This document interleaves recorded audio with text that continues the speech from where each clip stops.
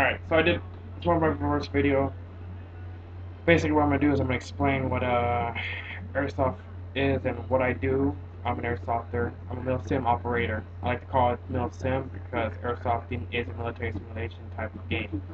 What I like to confirm is that I'm a mil sim operator. A bunch of my friends are mil sim operators, and we're basically into the whole combat situations and into the whole tactical situations. So we're into that combat situation. Basically, I'm going to explain just a couple things right now. I don't much have time. Basically, Airsoft 101 is that Airsoft came in the 80s from Japan. What it did, it was just to emulate combat situations, emulate the military, and because Japan at the time could not own any weapons or firearms, they wanted to do something where they can enthuse their hobby toward another type of I guess, sport, so it became airsoft. And what came out to be is realism of combat situations in the military. Okay, so basically, I'm gonna explain to you what I do, what where I live in, and what we do here, and what's different from here than other places. Okay, my name is Reaper, aka KB or Reaper on the field. Basically, I play for a team out here called Wildcards. Our sister team is Citizen 8, and we've attended Big Ops as in Shifting Sands 1. Oh, I've attended Shifting Sands 1, Shifting Sands 2, Hail Mary Swift Aggression 2, Echo 1 Appreciation Day, and Lion Claw, which by far was the best one.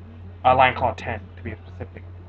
Um, I like to explain that what we do here is a lot different than the other places and locations. We have restrictions than other places that don't have restrictions as much.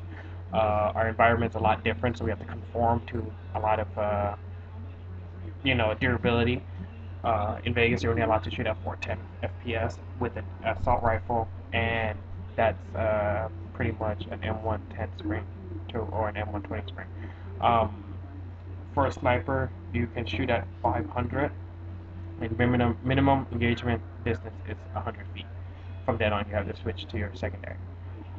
Um, I play out here as Royal Cards. I consider myself an assaulter. I consider myself a support gunner, a communications, uh, you know, radio man type of guy. I like to basically get in a fight. I will assault any position where needed with aggression. I will not fall back. I will proceed and proceed. Um, I carry a standard loadout, which I was playing in other videos because it's going to be too long. Right now, that's what I have out here. Basically, I have an A&K M4 CQBR. What this is basically a Navy-style configured M4 with a silencer, and there is a purpose to why the silencer is here. It's just not for looks. I have a 601 Type 4 barrel sticking out all the way out to about here, so basically it doesn't make silencer. I carry an EOTech hollow sight, and my battery goes in the back, so my rail system can actually be used for a lot of things, as in foregrip. I can put a peg box, flashlight, laser, whatever I like.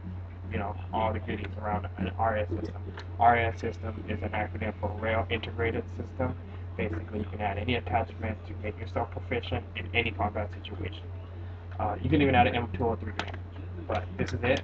It's an A&K, you know what I mean, right here, A&K, okay?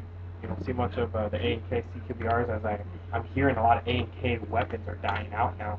I can't even find an A&K SR25, and that's what I've been trying to get for a while, but, what can you do? I have a couple other guns, but I'll show that in other videos, and not right now, because it's going to just take up time, and I'll probably do a couple. Uh, Basically, in Airsoft 101, it's basically just using an AEG, which is an airsoft automatic electric gun, or use a sidearm, which is a gas blowback pistol.